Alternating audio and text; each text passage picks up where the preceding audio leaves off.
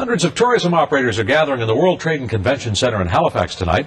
That is a building, of course, that's future has been at the center of some debate.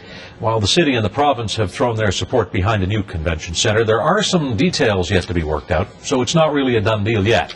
Well, today we ask those tourism experts to weigh in on that debate. Here is CTV's Jacqueline Foster. This project will benefit all of us.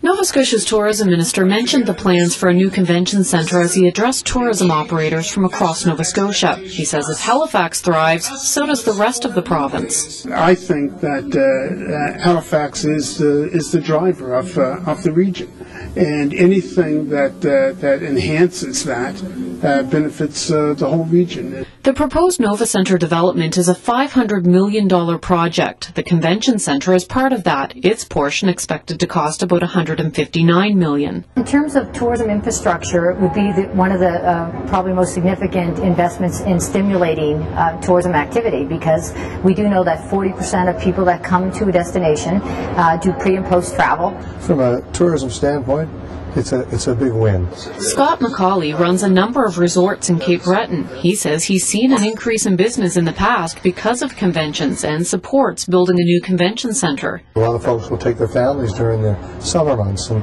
make it a holiday, a business holiday.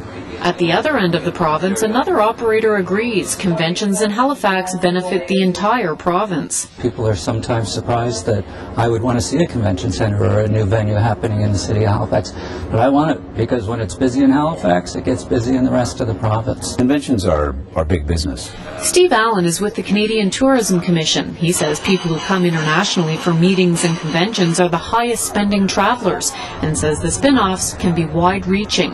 But he says one of the concerns with convention centres right now is that every city is looking at them and therefore competing with one another. Well, I think that may be the challenge for Halifax as an example. Is there a way you could do something a little bit different that will really attract people into that niche?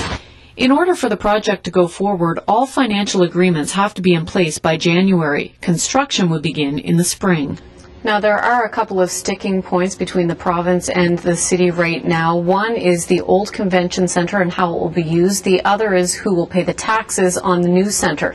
We're told the province will present its next offer to City Council tomorrow at a meeting, so perhaps we'll hear a little more then. Steve? All right, we'll be listening, of course. Jackie, thank you. You're welcome. CTV's Jacqueline Foster in the newsroom in Halifax tonight.